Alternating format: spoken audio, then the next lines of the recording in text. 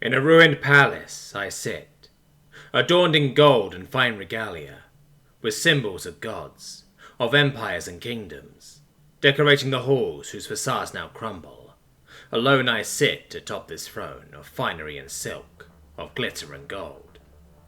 Atop the mighty imperial throne world I gaze, down into the chasms of a dark and desolate city. The gold matters not now. The symbols of gods, worthless without faith.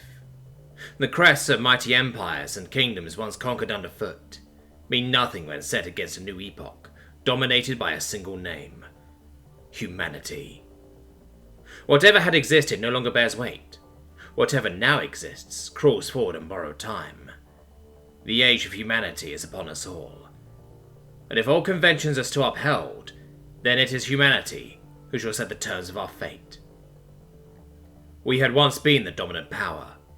We ruled over fiefdoms, duchies and kingdoms. We manipulated the lives of our fellow imperial powers, and we dominated the galaxy for the good of the crown and people. Our people, that is. From atop spaceborne habitats we watched as our subjects toiled and toiled and slaved. We were once mighty. We were once dominant. We held the rights to life itself. Millions and billions toiling underfoot, so that we may rise steadily to the stars. Academics, scientists, engineers and the like had begged and begged for so-called advancement and progression. Yet I knew, we all knew, what it was they truly begged for. Power. For knowledge is power, and power is sacred. Power is to be held in the hands of the few, the worthy, the chosen. The proliferation of knowledge leading to the proliferation of power. Unacceptable, intolerable, and ultimately unnecessary. For we had the advantage of time and strength to force our will onto the stars without the use of unnecessary industry. We had all the academics, the scientists, the engineers we needed, from within the ranks of our own working nobility. So toil and toil our slaves went, collared and shackled and chipped and lashed. And so the wheels turned, round and around. The fires of industry, of commerce and trade, constantly lit by the lives of the meek. And that's how it was, how it should have been. For that's how it worked for centuries and millennia. Every empire across every quadrant, save for one lonesome patch of sky. It was there that the planets were too barren. It was there that we encountered no life for 10,000 light years in any direction. It was here that our ambition stopped, for we required life-bearing worlds to form the basis of our great empire, to facilitate the growth and expansion of our thralls and slaves. For the construction of habitats and ships required the induction of millions more educated labourers, and as a result the increase of the ranks of the working nobility, something that must be done in moderation, should they too acquire the taste for higher stations. And so we expanded, around this dead patch of space, until one day we stopped, halted by a single system. The system held a single habitable world. It was a verdant lush forest with seas and prime beaches, a perfect place to expand our empire. We entered the system, primed with ships brimming with colonists and slaves alike, new nobles and their families ready to carve out a small chunk of space for themselves and their clan, defended by ships of the Imperial core worlds.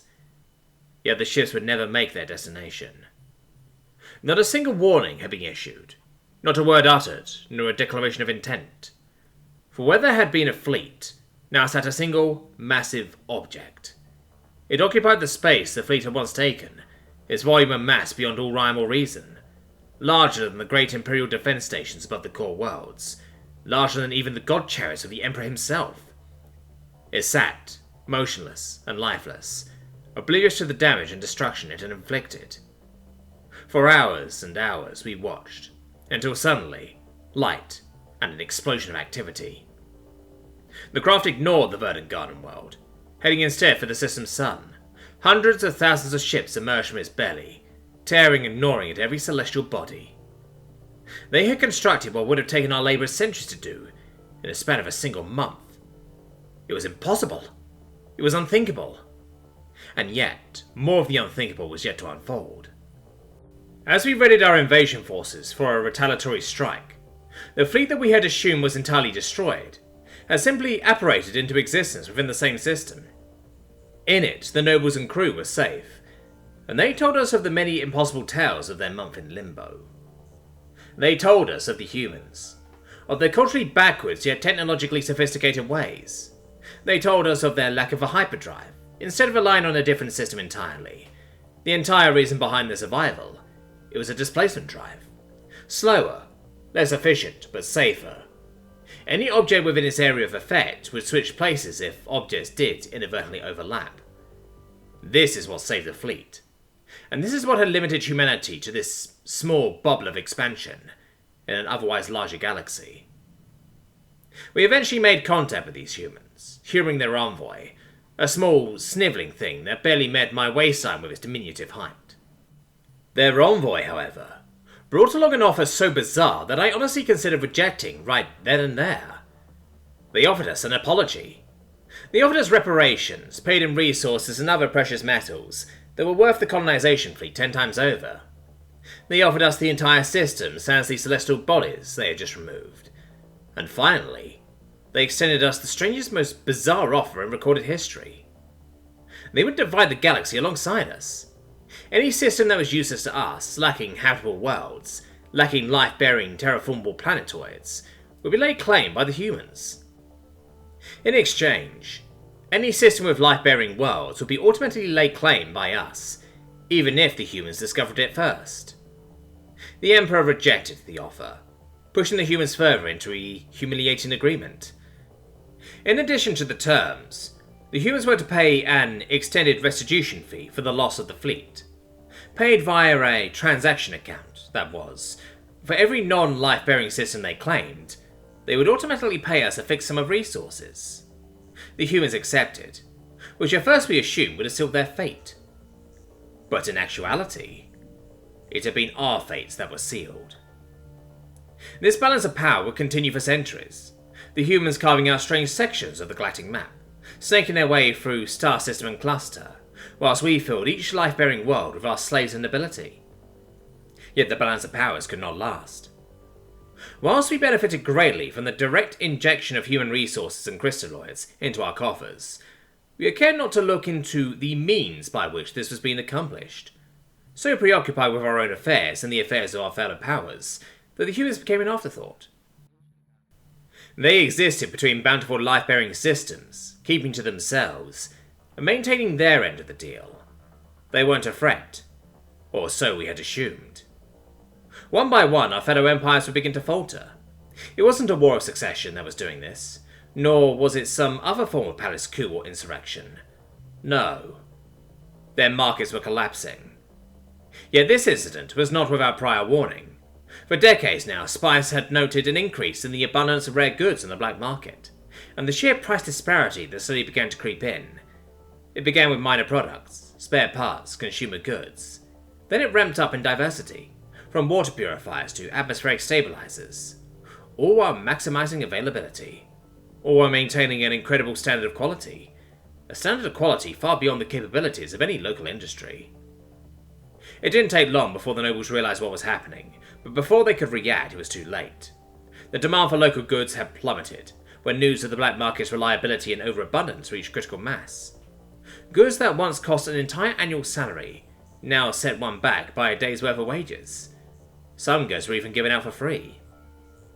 Confusion rocked the markets of our allies and enemies alike, before a certain pattern started to emerge as our spies brought back these so-called black market pennywares. Its design was unmistakably human in nature. Outrage filled our courts as we marched our way into the halls of our great allies, only to find them perfectly adorned and untouched. The palaces and villas were left entirely alone even as the crisis continued. A slave rebellion never really precipitated, at least not in a manner that we had always imagined and planned for. There was no final last stand between the loyalist guardsmen and the defective fraus, no angry mob ripping and tearing the nobility. The slaves, alongside much of the general peasantry, had simply stopped listening. And when it came to bringing them back in line, even the most stubborn of platoons dared not rile up a crowd of defecting millions, especially if their own friends, families and loved ones were defecting as well. On many of these worlds, new structures were soon erected. Entire cities formed around them with designs that were unmistakably human in nature. Yet many of these structures were imbued with architectures pulled straight from the ruined histories of many of our Frau's forgotten pasts. The slaves were attempting to rule themselves now, and many of their current rulers traced their descent to the missing slaves of that fateful encounter centuries ago. They were now calling themselves the Free States. A pathetic farce of civilization, where the cattle attempt to steer themselves. Throughout this entire venture, nobody even questioned what had become of the slaves on the colonization fleet that had preceded the talks with the humans. Nobody really cared to question such a triviality, as the lives of slaves were but acceptable losses to be tallied alongside ruined farm equipment or a broken pneumatic drill. It was clear now what their fates had been all those centuries ago. It was clear now what the humans had been planning, scheming, for all these years. But we were not deterred. Whilst our allies and enemies were faltering and breaking apart at the seams, they were but minor secondary powers compared to our dominance of the galaxy. Our military, strengthened by years of overflowing coffers, now took to the stars once more. Its target, Earth. But as we rocketed our way towards their home through hyperspace, we were yanked out, our ship spluttering into darkness, as we would soon see firsthand what it was the humans had been doing with all those worthless worlds we ceded to them years ago. They constructed structures beyond what we imagined was possible. Engineering feats that would require the induction of entire worlds worth of citizens to be educated and inducted into the working nobility. It didn't make sense. And what's more, the fact that we still remained alive didn't make sense either. If they had the capacity to pull us out of hyperspace, then surely they would have decimated our fleets as well. But that wasn't the end of it. Soon enough, every single screen and PA system would spring to life. The same diminutive human from centuries ago appeared in front of us, sitting calmly behind a desk, the flag of the Earth government slouching from a flagpole in the background. This is United Nations Central Command. We have received your declaration of war. However, Earth's stance still remains the same. We do not wish for war, we do not want war, nor do we wish to wage it. We will not be responsible for another catastrophic loss of life. Nor are we willing to stand by as morally objective atrocities continue needlessly. We have made our intentions known for centuries. Recent events have simply been the logical impetus of our stated goals. In addition, as the conditions and criterion for a fair war require both parties to be at near equivalent strengths, lest it be reclassified as a war of domination, it is in Earth's moral and ethical interest to reject your declaration of war. As a result, no aggressive actions resulting in long-term damage to life shall be committed by Earth and Earth-affiliate forces. However, the forceful seizure of property and war material is considered legal and ethically tolerable if the opposing party continues to act in demonstrable and veritable bad faith. That is all. Yet it wasn't. We shouted, kicked, screamed at the human to face us directly. The humiliation we felt that day was intolerable. A fate even worse than losing an all-out war.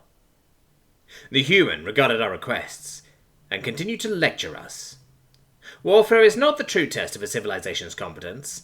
That test is measured in endurance, longevity, and the careful balance between cohesive integrity and ideological values alongside practical consideration of the economic-industrial forces that facilitate said civilization. Your test did not begin when you met us, no.